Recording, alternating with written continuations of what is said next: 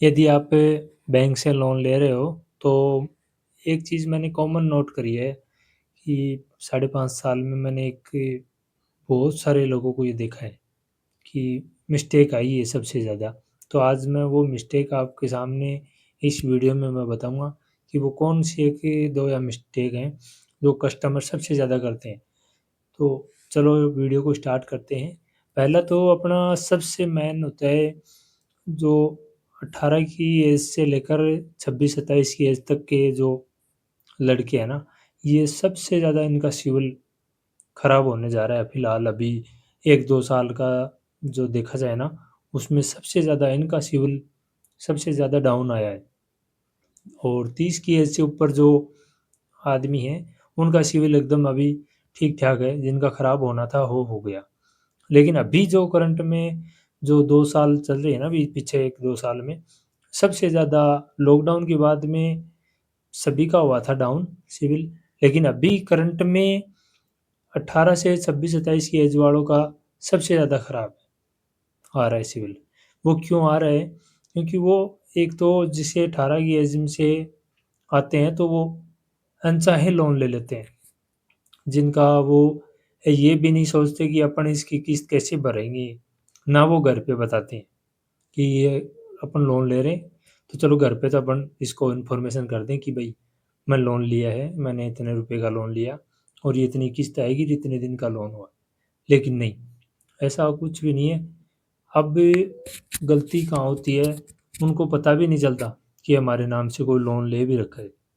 फिर जैसे कोई लोन वगैरह कुछ दोबारा लेने के लिए बैंक में अप्लाई करते हैं, तब उनको पता चलता है कि हमने कुछ मोबाइल का लोन लिया था और वो ड्यू चल रहा है उसमें। और ड्यू भी कितना चल रहा है? कुछ से ज़्यादा नहीं चला, 1000, 1500, 2000 रुपए बस। इतने रुपए के लिए वो सिविल खराब कर लेते हैं अपना।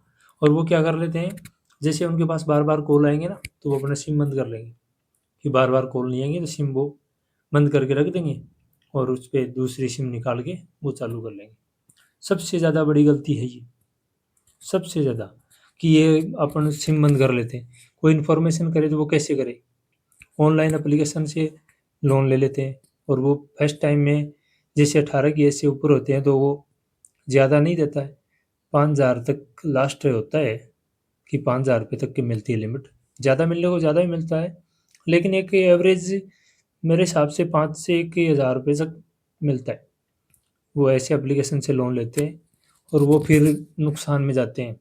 उनको वो उसमें अप्लाई करके छोड़ देते हैं, फिर वो कुछ टाइम बाद पेमेंट डालते हैं और उनको ये भी पता नहीं रहता कि ये जमा कैसे होगा या फिर इस एप्लीकेशन से अपने पास पेमेंट आया है या इस पेमेंट से आया, क्योंकि वो मल्टीपल एप्लीकेशन में अप्लाई कर देते हैं और वो एक साथ आता नहीं है पेमेंट और उनको पता भी नहीं रहता। क्योंकि मैंने 1-2 कस्टमरों को देखा है ऐसे कि कल परसों 2 दिन पहले की बात है, मैं एक कस्टमर का कोई फ़ाइल लॉगिन कर रहा था, तो उसमें जो उनका पिताजी था लड़की का, उनके नाम से कोई उसमें केसीसी वगैरह में कोई ड्यू चल रहा था। तो मैंने बोला भई चलो कोई नहीं, आपके लड़के के नाम से लोन कर देते हैं, आपका केसीसी में कोई दिक्कत है तो आपके लड़के और आपकी मिसेज़ के नाम से आपको लोन कर देंगे। तो लड़के को बोला कि भई आपका डॉक्यूमेंट लाओ, आधार कार्ड, पैन कार्ड।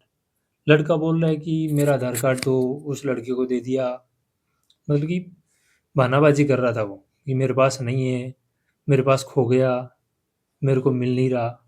मतलब कि वो एक उसको पता था कि मेरा सिविल खराब है और घरवालों को पता नहीं था कि ऐसा सिविल खराब भी है और उसकी एज 22 साल हुई है, लगभग 22 साल।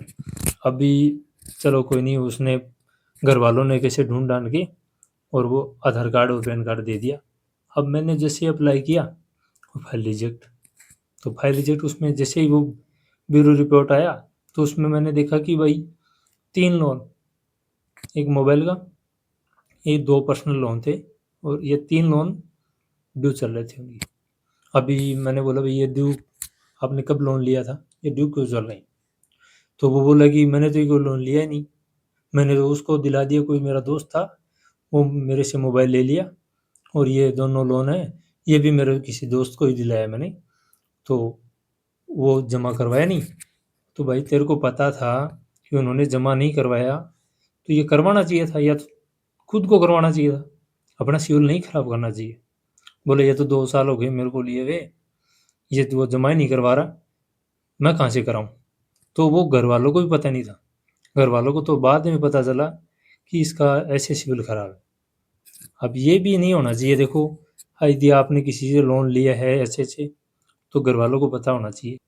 ऐसे ही एक कस्टमर और था, उसका नाम भी कपिल था। तो उसका भी ऐसा ही था, उसका पिताजी बैंक में था और उसको कोई लोन की रिक्वायरमेंट थी। अब वो बोला कि घर पे पता नहीं चलना चाहिए, मेरे को लोन कर दो। चलो भाई कोई दिक्कत नहीं, अपना एक बार चेक तो करें सिविल, घर की तो बात की बात है।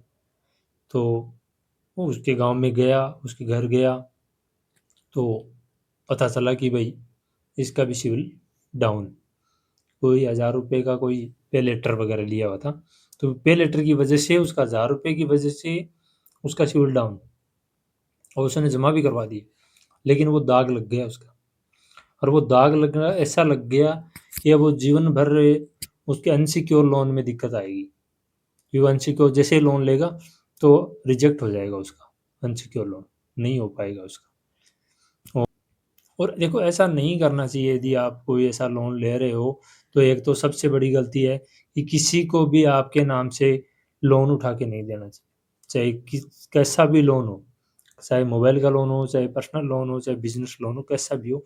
बिजनेस लोन तो वैसे मिलेगा भी नहीं, क्योंकि वो बिजनेस का रेंटेज प्रूफ वगैरह कुछ सारे डॉक्यूमेंट वगैरह देखते हैं, तो उसमें बिजनेस का तो मिलेगा नहीं। लेकिन पर्सनल लोन है, मोबाइल लोन है और एप्लीकेशन लोन है, तो ये किसी को उठा के आप चाहे किसी को दे दो, लेकिन आपको जमा आपको ही करवाना पड़ेगा। बैंक या कंपनी ये बोलती है चाहे हमारी तरफ से चाहे आप लोन लेकर चाहे दान में दे दो, वो आपको जमा आपको नाम से है तो वो आपके नाम से ही जमा करवाना पड़ेगा उसको। उस टाइम ये नहीं बोल सकते कि दूसरे को दिया है वो जमा करवाएगा और मेरे पास पेमेंट नहीं है, तो ये नहीं बोल सकते, क्योंकि अनसिक्योर लोन है। तो इसमें आपको यदि दोबारा भविष्य में यदि दोबारा लेना है तो ऐसी गलती नहीं करनी है आपको। कुछ ये बहुत आपको बचाव के तरीके बताता हूँ, पॉइंट बताता हूँ बचाव के। एक तो अपना किसी को भी लोन ले रहे हो ना, तो आप आपके नाम से, तो आपके नाम से लोन उठा के किसी को नहीं देना, पहला पॉइंट। दूसरा पॉइंट, आपका जो डॉक्यूमेंट है वो किसी को मतलब कि देना नहीं है, किसी फाइनेंस वाले को या किसी अपने साथ वाले को, बगैर अपने इंफॉर्मेशन, मतलब कि आपको पता रहना चाहिए कि अपना डॉक्यूमेंट कहाँ लग रहा है। यदि किसी फाइनेंस में या किसी को कुछ लग रहा है आपका डॉक्यूमेंट, तो वो आपको दिक्कत होगी, क्योंकि वो गारंटी में या जॉइंट में ऐड कर देंगे आपको, और वो आपके नाम से लोन हो जाएगा, आपके नाम से भी बोलेगा वो। तो ये गलती भी नहीं करनी है आपको, ठीक है। दूसरी तीसरी गलती, आपको किसी भी को मतलब कि रेफरेंस में आपके मोबाइल नंबर नहीं देना है। आपके मोबाइल नंबर यदि आपने दे दिया तो वो आपके नाम से भी लोन अब दिखाएगा। आपने कई बार देखा होगा सिविल में कि वो लोन होता नहीं है आपके नाम से, और वो सिविल में आपके नाम से शो करता है। बहुत बार ऐसा मैंने देखा है, कस्टमर बोलता है कि ये लोन तो मैंने लिया ही नहीं, ये मेरे नाम से है, लेकिन हमारे गांव में है, सेम ही नाम है, उसके नाम से ये लोन है। लेकिन ऐसा गलती नहीं करनी है आपको। ये 3 चीज़ आपको बिल्कुल ध्यान रखनी है। एक तो आपका मोबाइल नंबर कहीं नहीं देना रेफ़रेंस में या लोन में, क्योंकि आप जैसे लोन के लिए कोई फ़ाइल लगाने के लिए कस्टमर के घर पे जैसे एम्प्लॉयी, बैंक एम्प्लॉयी या एनबीएफसी एम्प्लॉयी जाता है, तो वो क्या करते हैं, जैसे उनके ओटीपी नहीं आ रहा, तो चलो मेरा वाला दे दो, मेरा वाला मोबाइल नंबर दे दो। ऐसा नहीं करना है। एक तो मोबाइल नंबर किसी को नहीं देना है, किसी रेफ़रेंस में या लोन में। एक ही किसी को आईडी डॉक्यूमेंट नहीं देना है। तीसरा, एक अपना लोन किसी को उठा के नहीं देना, आपके नाम से किसी को भी उठा के नहीं देना है। यदि उठा के दिया तो वो आपको पे करना पड़ेगा, चाहे आप कितना भी लोन उठा के दे दो, बैंक को या एनबीएफसी को कोई परवाह नहीं है, वो आपसे पे करवाएंगे। और आपका यदि आप पे नहीं कर पाए तो आपका सिविल खराब। ठीक है, ये 3 पॉइंट है, आपको ध्यान रखना। अगली वीडियो में और मैं आपको अधिक और जानकारी दूंगा अलग से, क्योंकि लोग बहुत सारी ऐसी गलतियां करते हैं, तो एक वीडियो में इतना पॉसिबल नहीं है कि मैं आपको बता पाऊँ, लेकिन आपको मैं थोड़ा थोड़ा करके आप में वीडियो में बताता रहूँगा। मैं जो 5 साढ़े 5 साल में जो मैंने समस्याएँ फेस करी है ना कस्टमरों के साथ, वो मैं आपको इस वीडियो के माध्यम से या इस चैनल के वीडियो के माध्यम से मैं बताऊँगा आपको। ठीक है?